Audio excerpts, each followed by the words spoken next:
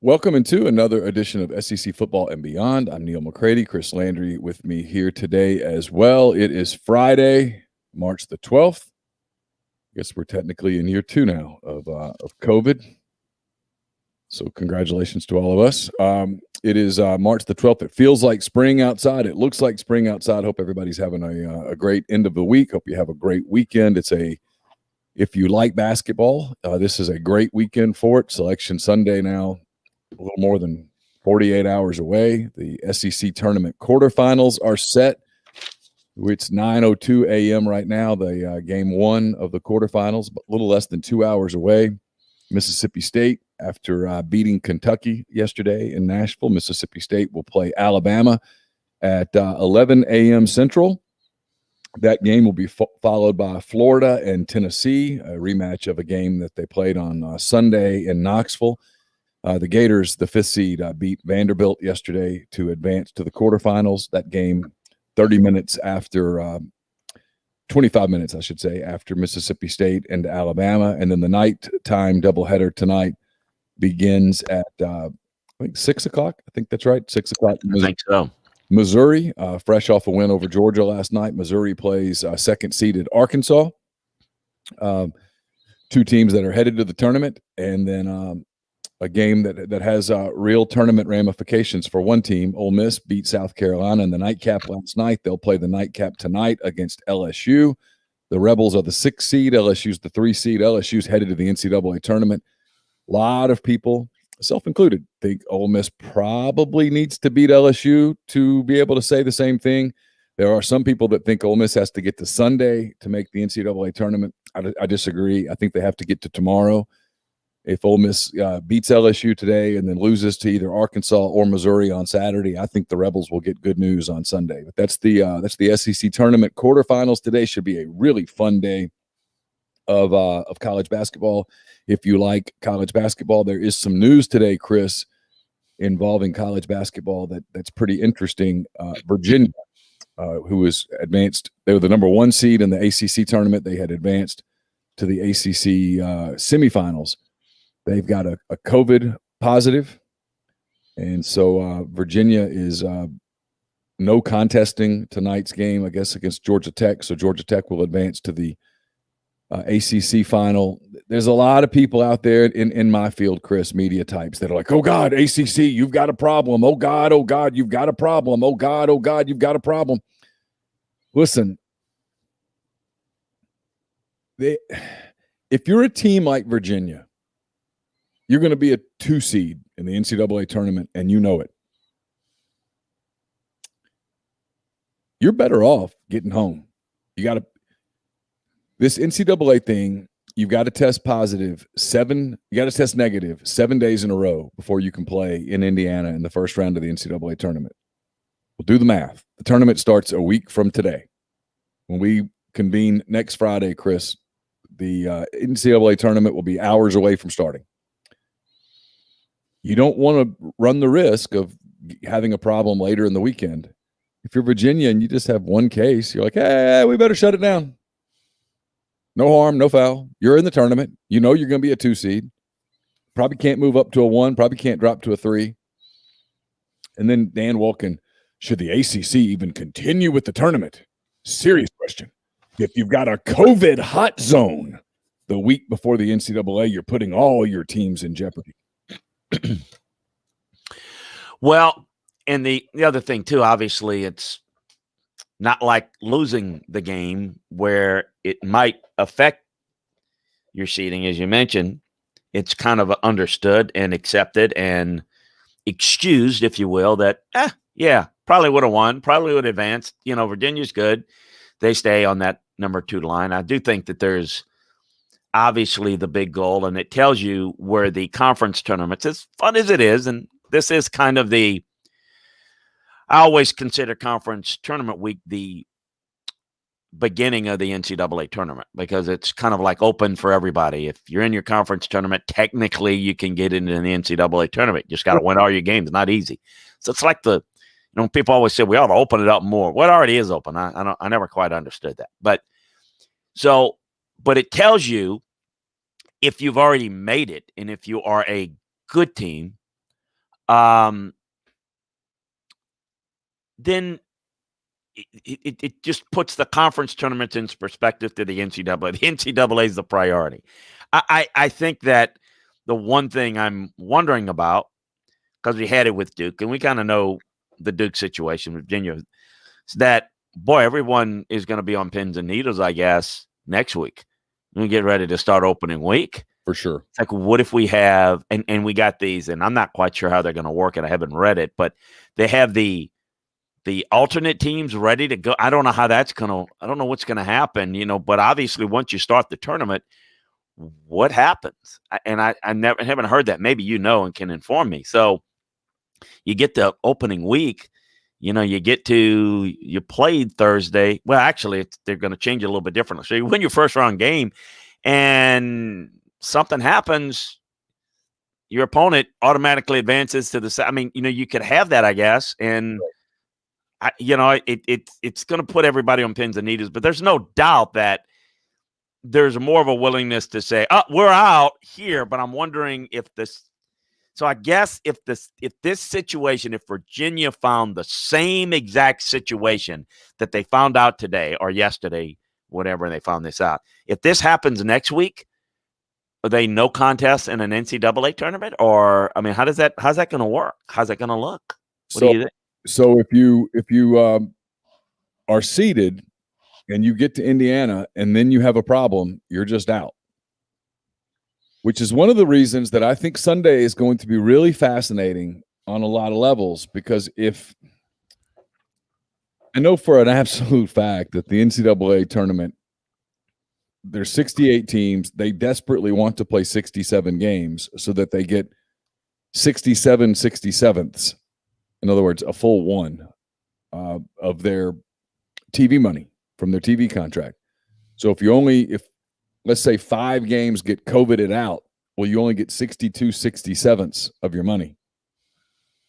And for an organization that makes most of its money off the tournament, for an organization that did not get a tournament last year, they need the money. So I'm curious to see whether very subtly on Saturday, Sunday, this weekend, if we'll never find out. It'll leak out eventually. But I am curious to see, do people say on that committee, hey, what's kind of y'all's antibody situation? What's your COVID situation? Have you had it? How many players on your team have already had COVID? How many coaches on your team have already had COVID? Because if you're looking at a team that's on the fence or on the bubble, I guess the terminology, and you're like, well, they got 13 scholarship guys and 11 of them have already had COVID. That makes them a little more attractive than a team that's yet to have a COVID situation. Yeah, and then you're relying on honest information from the school. They're going to be honest with you if they want to make the tournament. I mean, you don't really know. You're taking their word on it. I think this is going to be very intriguing to watch how this plays out. First of all, we're all in Indianapolis, so it's going to be kind of like it's going to be the place, but limited people can go, except for the people that are participating. We'll kind of see that. A little bit, the schedule's a little bit different, looks a little different, but then I just cringe when I heard that, and the Duke situation. I almost got the feeling that Duke was ready to call it a season a while ago, and I think they're ready to go home and just kind of put this behind them. But because it's not their type of year, and it saves them from having to deal with anything else beyond this. But I think next week's going to be intriguing from that standpoint of we're not going to be wondering like we did during the football season, when we come on and say, all games are on schedule, particularly Tuesday, when we're like, okay, we need to know. We'll find out, we think, and then we had most of the games done in the SEC anyway. That's what we're going to be doing that next week. Well, the next 3 weeks. That's one thing. Okay. First week is one thing. Could you imagine, though, the disaster that would be the NCAA tournament. I'm going to take you through the second week. We're in the Sweet 16. Yeah. And we get to, you win one game. Now you're in the Elite Eight game, and it happens. Sure. So then somebody defaults into the Final Four. I mean, it'll be one thing if a team defaults into the second round and then get bounces, because, you know, it's another thing somebody gets defaulted into the Final Four. Or can you imagine this happening in the Final Four? I'm not laughing because it's funny, but I'm like, we use the term bubble. I mean, can you imagine the degree of tightness of the different type of bubble once they get to the Final Four? What a disaster if they line up the big Saturday and it's like Gonzaga can't go. It's going to be very similar to the Major League Baseball bubble. I was watching a documentary, I guess last weekend. I did it on I've kind of resumed my running program, kind of building back up to some longer runs. And so I had a 7-mile run that I had to do, and I decided to do it on a treadmill because I didn't want weather to be a factor, and I didn't want to climb hills and that thing. I just kind of wanted to play it safe. And so I watched a documentary on the 2020 Chicago Cubs. And the Cubs, if you recall, won the National League Central, and they were swept in a best of 3 series at home against the Miami Marlins. But the reason that it was interesting was that once the Cubs clinched a postseason spot, after the first round, if you remember, all of the games were either played in Arlington or in, I guess, Houston or San Diego. Teams went to bubble sites. And the players, as soon as the Cubs won the Central, the Cubs had to move into the hotel across the street from Wrigley Field, the one that the Ricketts family owns. And they were interviewing David Ross, who's the manager of the Cubs now. And David Ross was saying that he's so used to being able to, there's a Starbucks that's right over there by Wrigley. I don't know if you've ever been to Wrigley, but there's a Starbucks right over there just across the street from one of the main entrances into Wrigley Field. And he said, you know, I'm used to stopping into Starbucks. And he talked about how he went to leave. He was going to go over to Starbucks and get a coffee and bring it back to his room because they were quarantined at the hotel, and security stopped him. And David Ross was saying it was this moment that he's like, here I am. I'm a grown man. I'm the manager of the Chicago Cubs, and I can't walk to Starbucks and get a coffee. And the players were talking about how they couldn't be with their families. Their families had to go. Had the Cubs beaten the Marlins, the Cubs would have played the Braves, and I think that series was in Arlington or Houston, one or the other. But the Cubs, any family that wanted to be with their husband or fathers or whatever, they had to go ahead and go to that spot in Texas and quarantine. And it's going to be the same kind of thing. It's what's interesting about the SEC basketball tournament. I was talking about this on my main podcast today.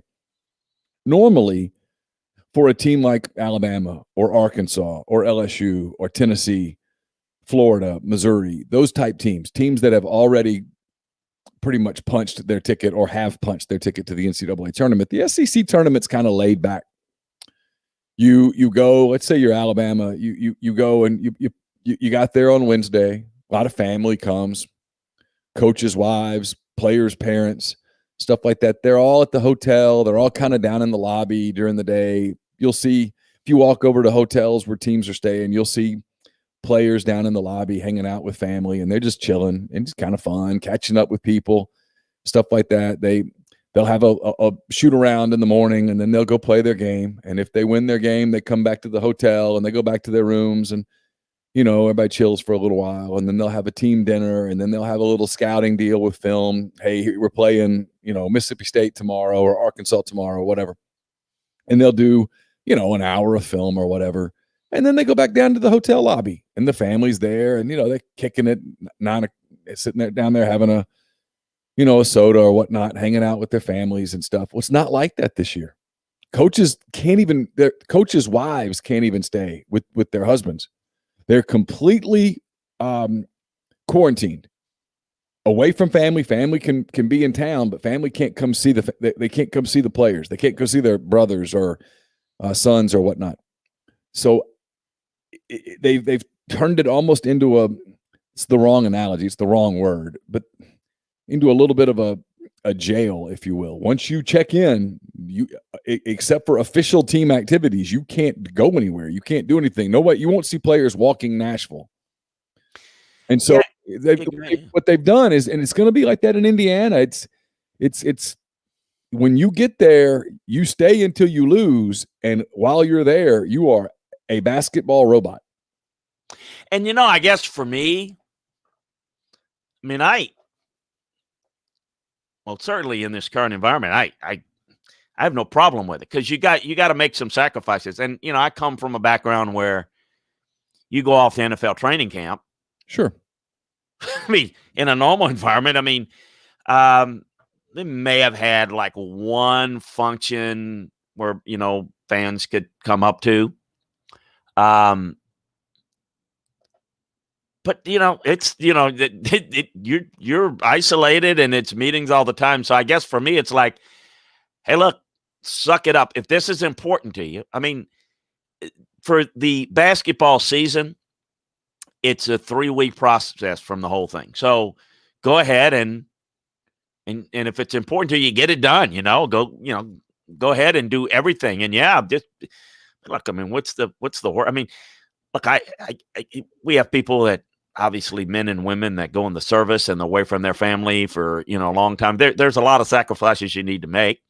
For this case, these players, and certainly pro players and whatnot, you got to make this sacrifice in this time, I think. But it's going to be interesting, and you got to be ultra conservative. And you wonder how, again, I guess this stuff is still spreading around to where you can get it. I just keep wondering if it's going to what type of effect it's going to have. So we now, Kentucky's run in the SEC tournament that, well, we'll see if they can make a run. Okay, that's so much for that. Duke's out. So we know that they're gone. So we've got those two blue bloods that are gone for this tournament. What are you expecting the rest of the in the SEC tournament? I know it's what do you it's gonna. I mean, there's not. Say chalk, but I just get the feeling, as good as Alabama is, it's not like, wow, it's not exactly like, expecting Gonzaga to win their tournament. I mean, it's yeah. So Alabama's they're one of those teams that if I'm Nate Oates and I'm Alabama, I'm a 2 seed. I'm going to be a 2 seed. I don't know how long I really desperately want to be in Nashville. I wouldn't mind.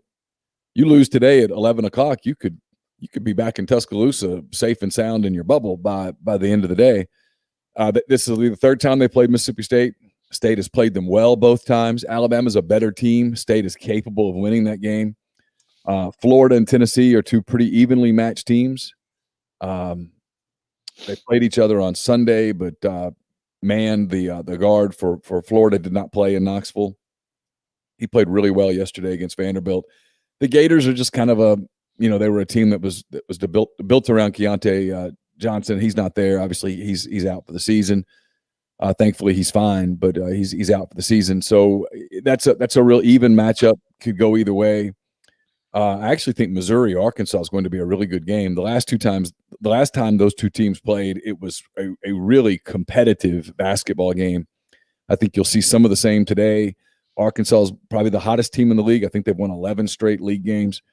But they looked in their regular season finale against Texas A&M the other day. They looked tired, and so they've had a few days to recover. They've had a few days to kind of recharge their batteries. I'll be curious to see how much intensity they play with. They're probably a 3 or a 4 in the NCAA tournament, no matter what. They've got a really good, young, talented team. Moses Moody, the freshman guard, going to be a lottery pick, just a really fun player to watch, who's really started to come into his own here in the last probably 3 or 4 weeks of the season. And then the interesting game is tonight, because LSU is one of those teams that when they're on, they are on. When they're good, they are really good. They're better than Ole Miss. There's no question about that. They're a better team than Ole Miss. They whipped Ole Miss back in January when they played in Oxford. Ole Miss is a different team since then. Ole Miss has now won 8 of its last 10 games. And I'm looking at ESPN's bracketology as I say this right now. Last 4 in on this. It's Drake, Colorado State, Syracuse, and Utah State. First 4 out on the very first line of first 4 out is Ole Miss. Ole Miss beats LSU today. They're in the tournament. They know it. LSU doesn't have that to play for. LSU's probably a 6 seed in the NCAA tournament. That's probably sort of cast in stone. I'm looking at ESPN's bracket right now. I'm looking for LSU. I'll give you the SEC tie-ins. They have Tennessee as a 6 seed in Region 1 is what they're calling it. They've got Arkansas as a 3 seed in Region 2. They've got Florida as an 8. They've got Alabama as a 2. They've got Missouri as an 8. And they've got LSU as a 7. So LSU's in that 6-7 seed range. Probably can't change that. Even if they went on a run in Nashville and won the whole thing, I don't know that LSU could get above a 6. I don't think they could even get to a 5 seed in the tournament. Even if they won the tournament, yeah. Yeah, just because of some of the losses that they have. So this is where you find out about motivation. If you're LSU, there's not a hell of a lot to play for tonight. If you're Ole Miss, there is a ton to play for tonight. So that's the interesting game. And then after that, you get the semis. You know, if it's chalk, you're going to get Alabama and Tennessee tomorrow, and you'd get Arkansas, LSU, which would be a really fun game because those two teams love to get up and down the floor. And if we get chalk, we get an Alabama-Arkansas final on Sunday that would be a fun game. Arkansas kind of handled them in Fayetteville 3 or 4 weeks ago, and that's probably a game that Alabama remembers pretty well. But who knows, man? You get to Sunday, and you're one of these teams that has a 2 seed, a 3 seed locked up. Your competitive juices kick in. You know this. You've been in coaching. I mean, once the whistle blows, your instinct is to go play. If you're a coach, and I've talked to coaches about this, and they'll tell you it's a fine line. You never want your team to think that you don't want to win. But boy, you don't want to leave everything you've got in Nashville. And then on Friday, you're in Bloomington or Indianapolis or whatnot, and your tank's not as full as you would like for it to be. And that happens. You've seen that. You've seen teams make runs in a conference tournament, and they get to a first-round game, and for whatever reason, they just can't flip the switch. So that's where the tournament gets interesting. After tonight, especially if it goes by chalk, if it's the 4 top seeds that win, there's not a lot to play for other than pride and winning a conference title, and the arena's empty. It's not completely empty, but it certainly doesn't. Like the Kentucky game yesterday, Chris, was a great example. Kentucky made that second half run, and in a traditional SEC tournament, when you've got all these Kentucky fans that can't get into Rupp, but they can get into Nashville, all of a sudden it becomes Lexington South. Right.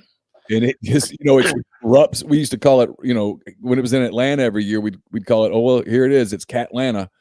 And it would just turn blue. The place was blue and the arena got loud and the Kentucky kids fed off of it, and a run knocked you out. Yesterday, Mississippi State was able to kind of catch its breath, and Iverson, I can't think of his last name right now, Malavar or whatever his last name is.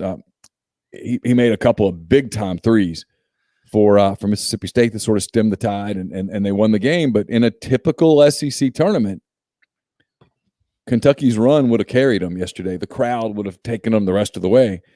It's not a typical tournament. And so I don't know, when you get to Saturday and you get to those semifinal games and it doesn't have that same feel, I don't know what happens with an Alabama or tonight's a good example. In a typical tournament year, a lot of people would stick around to watch Ole Miss and LSU for 2 reasons. Ole Miss has a lot to play for, and they don't like LSU. They don't like Will Wade. They don't like the whole FBI thing and the wiretap and the strong-ass offer and all of that stuff. He's kind of become like one of the faces of evil, if you will. One of the bad guys. If you were wrestling, he's the bad guy going against the pretty boy. And so there would be a lot of people tonight that if Ole Miss kept making it a game, the longer Ole Miss stayed in it, the more the Alabama fans would be like, you know what, I don't like Ole Miss, but I hate LSU, and I'm getting into this. And you'd see that pick up over the course of the evening. Well, that won't happen tonight because, they clear the arena out after each game. So I don't know what it's going to feel like. It's going to be an interesting look, an interesting feel, and who knows? And then this I'm being long-winded. I apologize. This Virginia story today, a day after the Duke story that you referenced yesterday, it has to be sending some shockwaves through these leagues, through these tournaments, through the coaches of teams that know they're going to Indiana. If you're Will Wade today, in the back of your mind, and he'd never admit this publicly, but in the back of your mind, you're like, I'd like to win tonight because winning's better than losing. But I can happily get on a plane and get to Baton Rouge tomorrow with my team and lock my team down and know we're good for next week. The longer we stay here, the more we're exposed to new stuff, the more you're exposed to injury. Javonte Smart suffers a grade 1 ankle sprain today. He's not playing next week. So, you can control stuff a little bit better. And in a normal year, the atmosphere of a tournament, the competing for a championship, the big crowds and stuff, that erases all that, and that carries a team through this. That doesn't exist this year. And so I'm interested to see what the quarterfinals look and feel like today with no Kentucky and all the COVID stuff and all of that. This is a day that normally as a reporter, when I covered the SEC tournament, this was my favorite day of the tournament every single year. And today it's going to maybe feel kind of weird.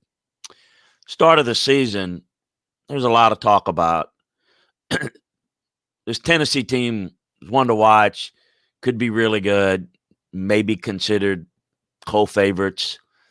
Going in as a 6th seed feels a little bit of a disappointment relative to what the expectations were for the season. What is it? A lot of Rick has gotten a lot of criticism, as good a job as he's done, that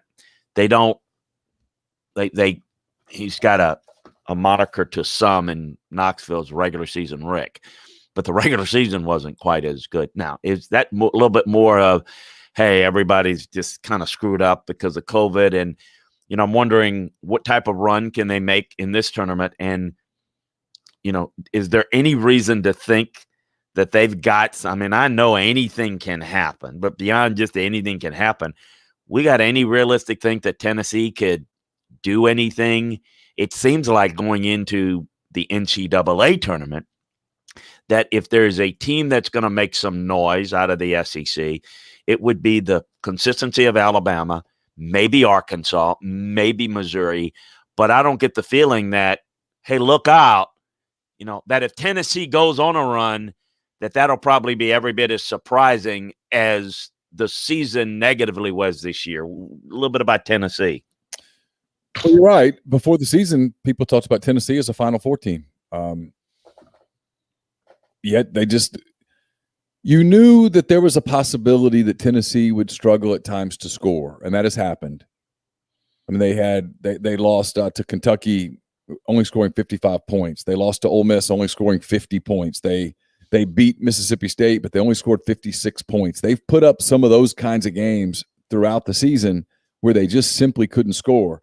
But what's killed them is that going into the year, people thought this would be a dominant defensive team, and they haven't been.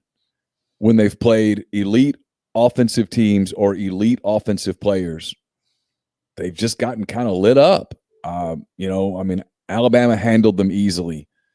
They lost by 13 at LSU. They couldn't handle Auburn.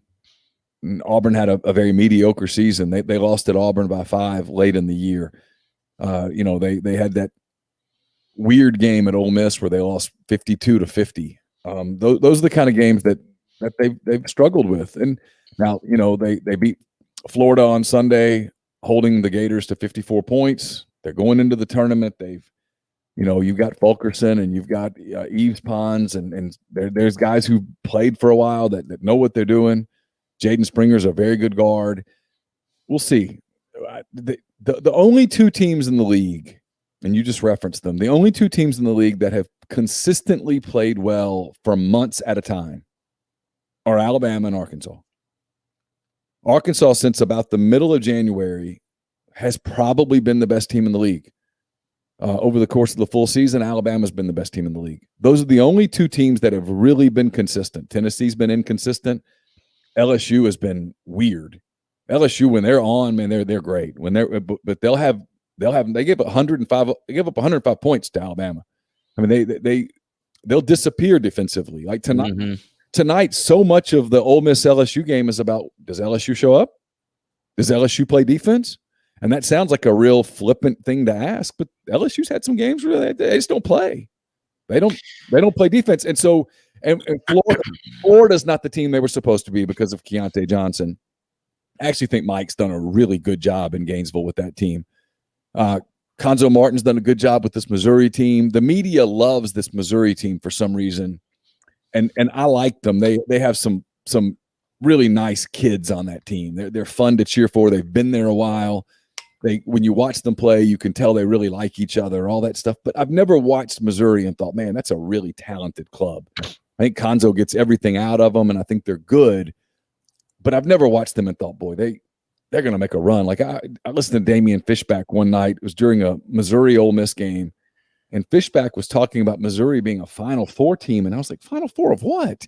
I mean, they're not that kind of team. So, look, we do this all the time with SEC stuff, and in football, it usually rings pretty true. The league's pretty good, top to bottom, and in baseball, the league's dominant. I mean, the 10 teams are legitimate Sweet 16 caliber baseball teams. I know they don't call it the Sweet 16 in baseball, but you know what I mean.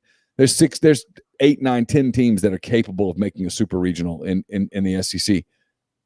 In basketball, that's not the case. There are some very average basketball teams this year, and this year there have been some 2 or 3 bad teams. South Carolina wasn't good. Vanderbilt wasn't good. Texas A&M wasn't good. Auburn was very mediocre.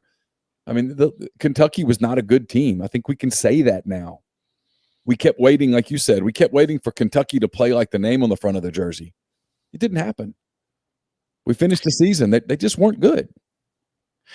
And we've got some great comments in the thread, and we're going to talk a little bit, some NFL news. I know people want to get to and all, but I want to follow up on something because I think this is interesting.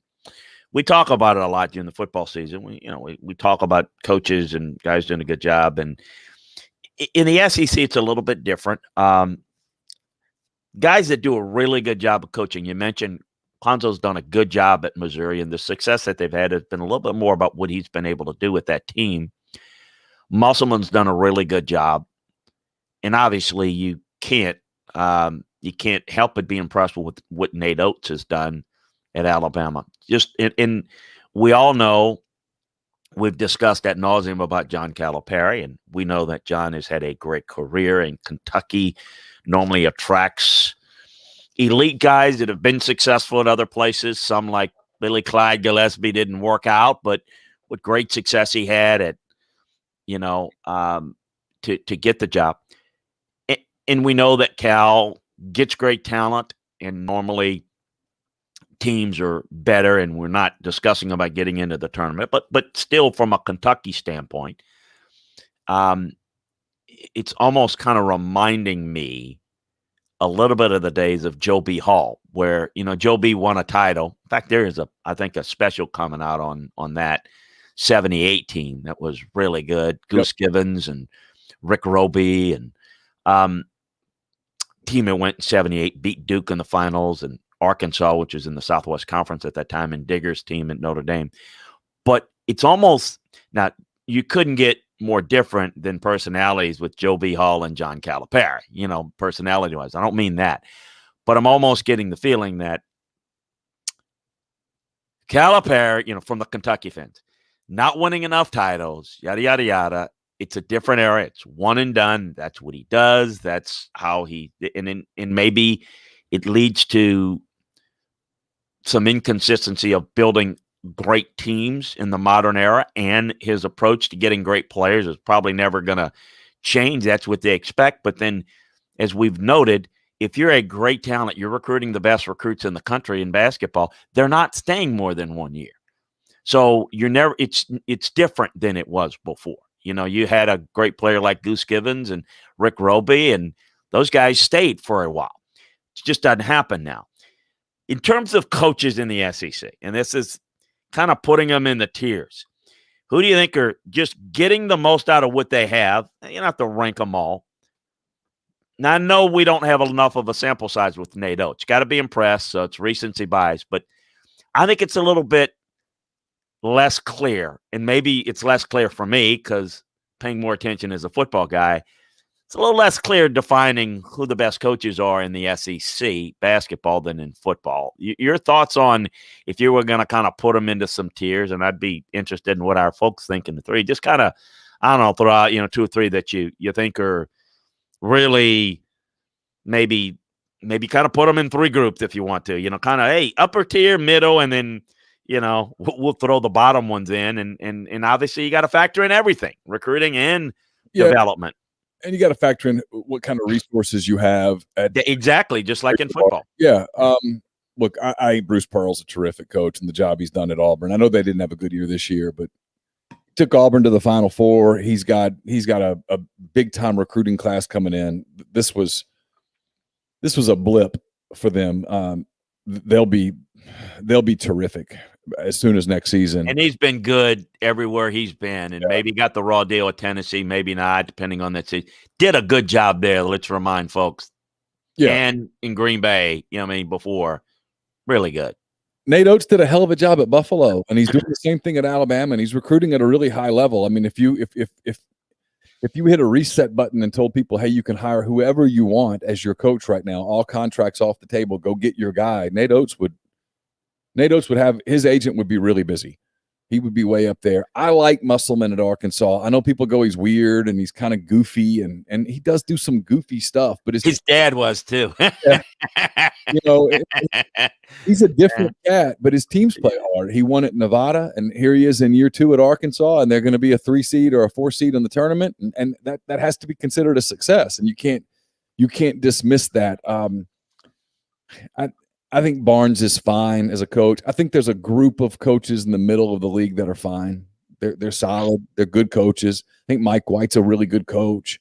Mike's at a place where the expectation is to win the national title because Billy Donovan did it, and I don't think people understand how good of a coach Billy Donovan is. Billy Donovan is an elite NBA coach he did really good things at Florida in a little bit of a different era when, you got Joakim Noah to stay 3 years. You got Al Horford to stay 3 years. You're able, that doesn't happen anymore. I think Howland is a good coach. Mississippi State, for because some of the changing face of college basketball, they're no longer the attractive school for Adidas, so it's harder to get players there. I have very complicated feelings about Will Wade. It's hard to completely dismiss the results that he's gotten, and on the flip side, you can't dismiss that wiretap. It's there. His voice is on there. We all know what he's talking about. If I take Javonte Smart and put him on Alabama or put him on Arkansas or put him at Tennessee or Missouri, well, those teams are a lot better. And he's on tape saying, I made him a strong ass offer. Well, and he's there, so I can do some math. Let me interject in here. Your thoughts, because there's a lot of folks who's on recently. There's a lot of folks ready in South Carolina to run out Frank Martin. Frank's had a good career, successful. Yeah, going to a Final Four.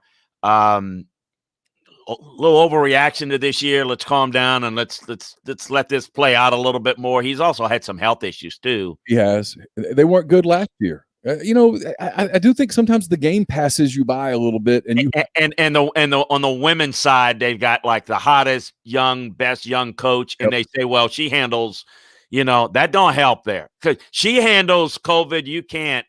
That's what I'm sensing over there. What's interesting is I cover a guy that I think has had to change a little bit. The kids are different now. They play a different style, They all play AAU ball, and if you ever watch much AAU ball, it's very open offense. It's very free flowing. It's there's not a lot of half court sets. It's a lot of movement. It's up and down transition. You defense creates offense. Kind of that's what AAU ball is. And look at who's winning in the SEC this year. If you watch Alabama, if you watch Arkansas, it's very free flowing. It's up and down, up and down. And so I've watched a guy in Kermit Davis who I think is old school. In his, I mean, he's a guy, he was a coach's son. His dad was the coach at Mississippi State forever. And, Kermit was on that LSU staff for a long time. And then he was at Brady. Yeah. I remember him a little bit like him. Yeah. He was with, he's at Middle Tennessee for 16. And by the way, they're still talking about him at Middle Tennessee. Like, yeah, man, we're not going to be able to, we're not going to find another Kermit Davis, but we should be better, but we're not going to find another Kermit Davis in Murfreesboro. But they had a turning point, Ole Miss did, middle of the year. They were struggling. They were 1-4 out of the gate. But that's good coaching, though. And what I was going to say was I think Kermit – turning around. I think Kermit's instinct was to, forgive me here, get up in their ass. And he didn't. He backed off. They backed off, and his team has responded to it. And then I'll tell you that I expect next season you're going to see Ole Miss from an offensive philosophy standpoint. I think you're going to see them open up. I think you're going to see them go more. They're going to be in transition a lot more than they were this year. So I don't know, man. All right. Not to be ugly, not to be negative, but who would you say, man? I just don't get it. Jerry Stackhouse. Well, Stack. Yeah, I was about to say Stack is that's a disaster, because that was a disaster from the athletic director hire, which was a disaster, the previous one. And I don't know that this current one's a little better. Although, by the way, they are giving Clark Lee more freedom of money, Neil, to hire coaching assistants and, analysts and whatnot. But Stackhouse, that's the old D League, G League, whatever they call the damn thing, and they bring him in. That's a disaster. And that's a place that has had some success, and it's a place that can have some basketball success. Of course, I remember Coach Newton, Sam Newton, going over there and doing such a really good job after his strong Alabama run. But that's a disaster. Anybody else just says, man, that just is not going to work outside of Stackhouse. Anybody else that you put on that? Not as bad as Stack, but on that. The only other one, because Kwanzo's good. Kwanzo's good.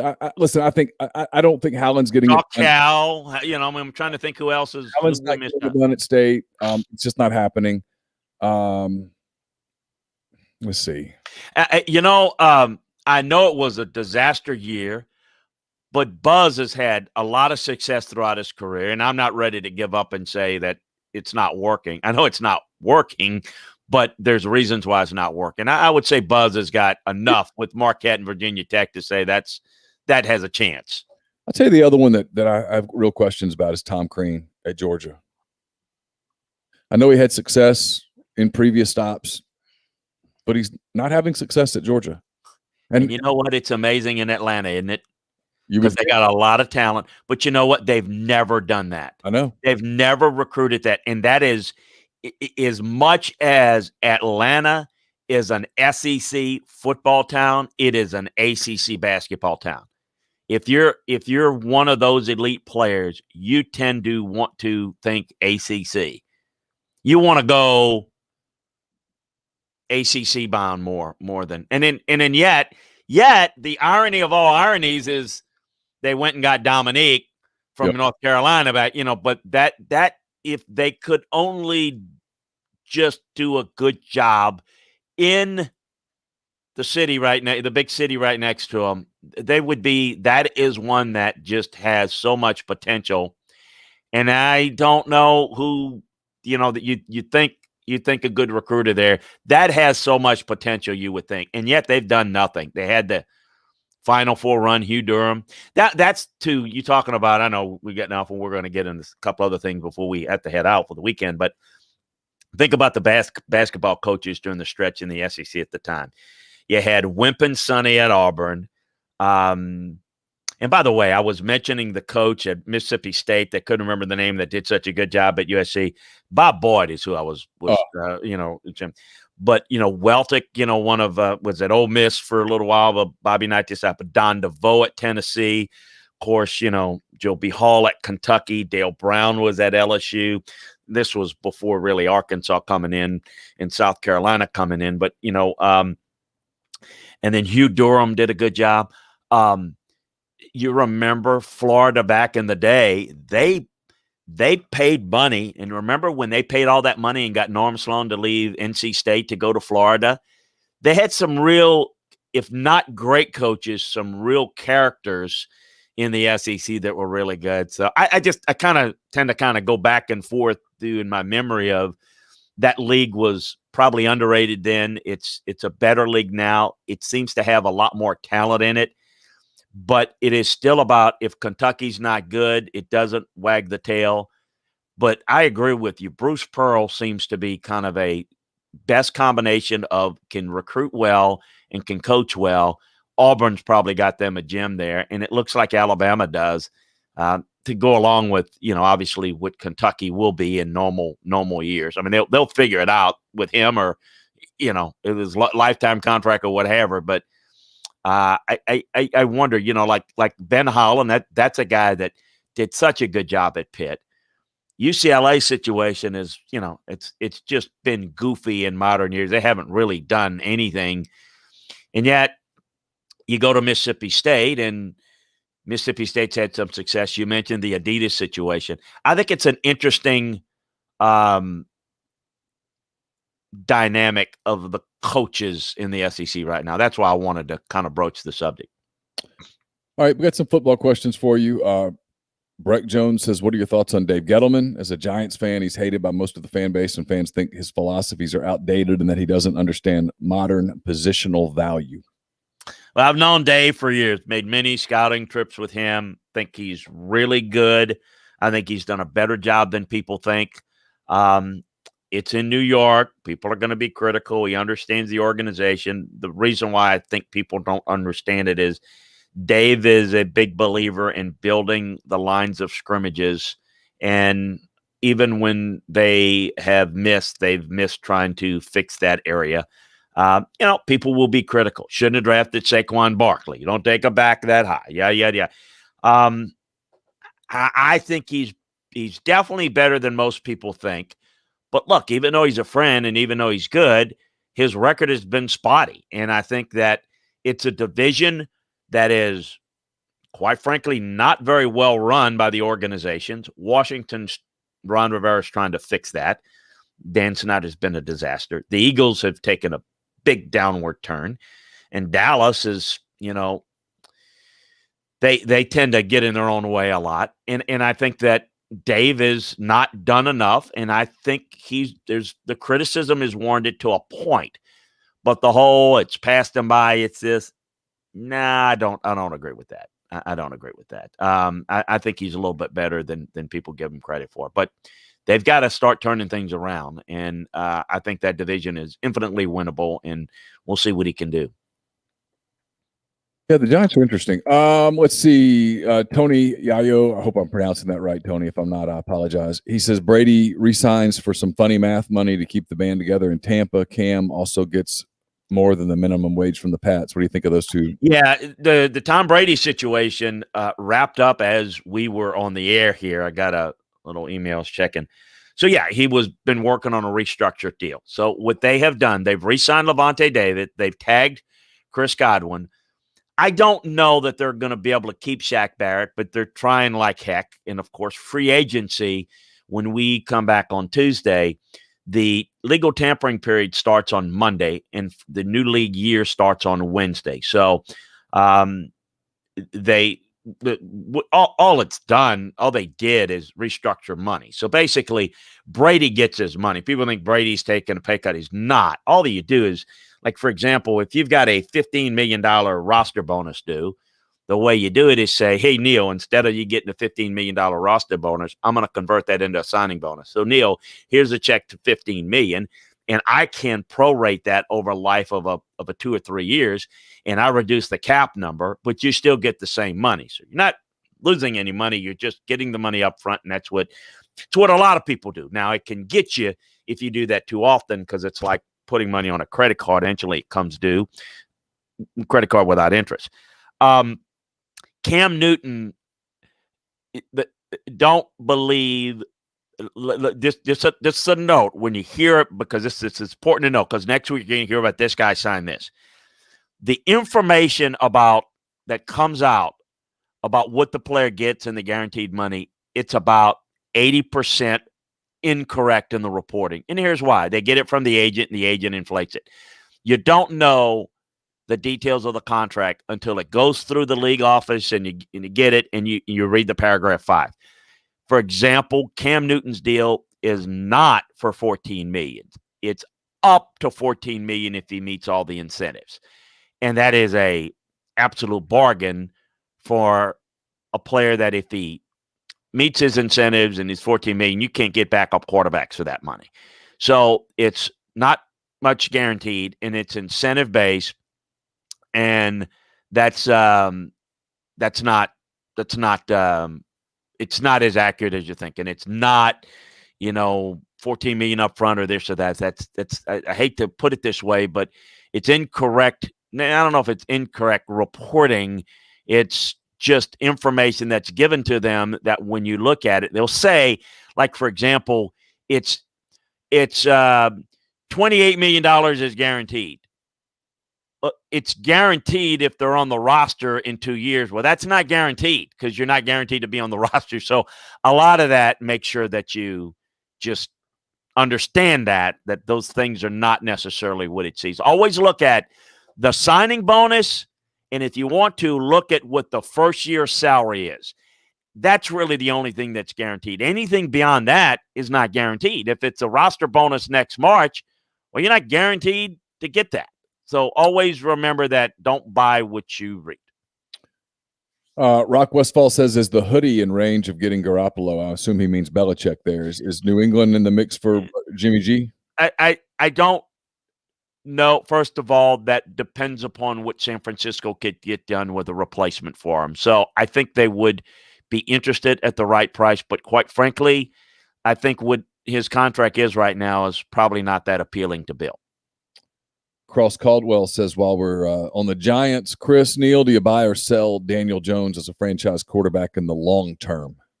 It's a good quarterback. Depends on your definition of franchise. And I would think your definition is probably a guy that can carry a team. No, he is not. He's a team. He's a quarterback that you can win with. He's not going to win for you. He is a good decision maker with protection, can spread the ball around. He's accurate. And I have seen him be very productive. The team around him is not very good, and he's not going to – he can take a team that's really good, and I think he can elevate them to a point. I don't think he's a put your team on your back type of quarterback where you're going to build your offense around, him. I think you build it around the line of scrimmage. I think he does fit what the Giants want to do. The biggest problem that they have there is that they haven't put enough of the pieces to where they're not a good enough team. Let's see. Here's will Russell Wilson play for the Seahawks this year? Look, I don't know. I think it's a good question, and I don't have the answer right now. I think that here's what I would say to that. It's going to cost Seattle about $39 million of dead money if they move Russell Wilson.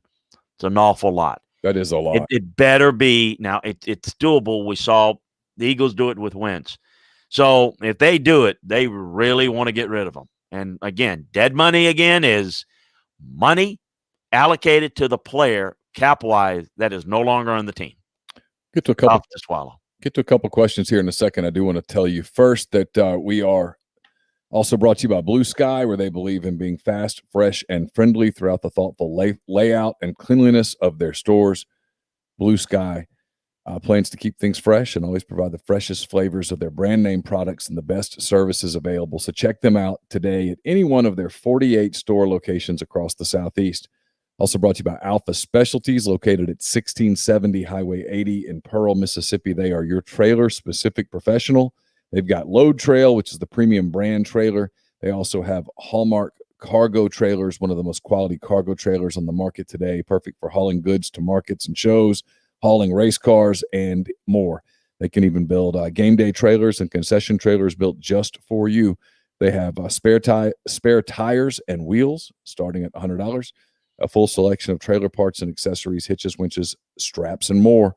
And they do all sorts of truck accessories, and they have a trailer service repair shop where they can repair all types of trailers, concession, horse, utility, enclosed, gooseneck, RV, and more.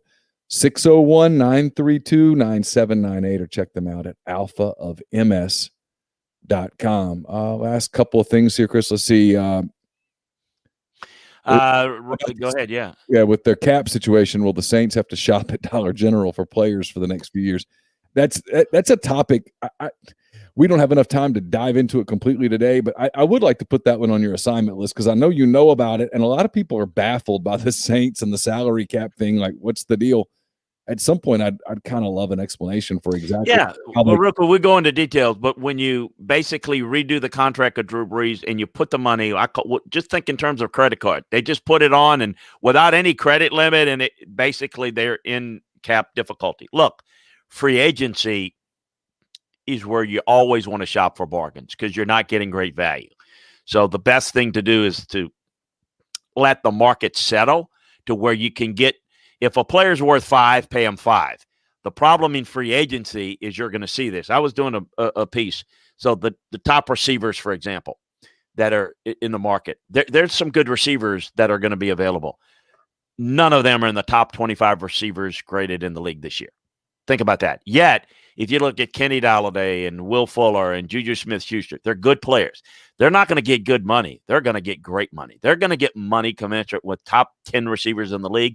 They're not quite that. That's where your roster gets out of balance and you make mistakes.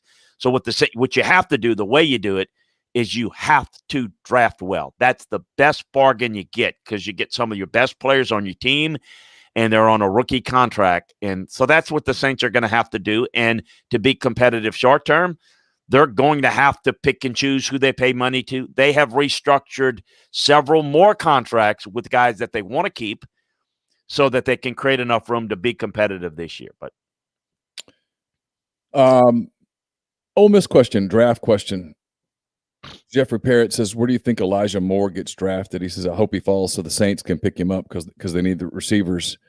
Just leave the Saints. You can touch the Saints part if you want to. What do you think about Elijah Moore? There's a lot of early second round talk. Is that too high or what? I think when I'm done with him, I'm working. The boards are coming up soon on Landry Football. I've got all the free agent stuff up. I think it's more high third round value to me, but I think that certainly anywhere from 2 to 4 is within range.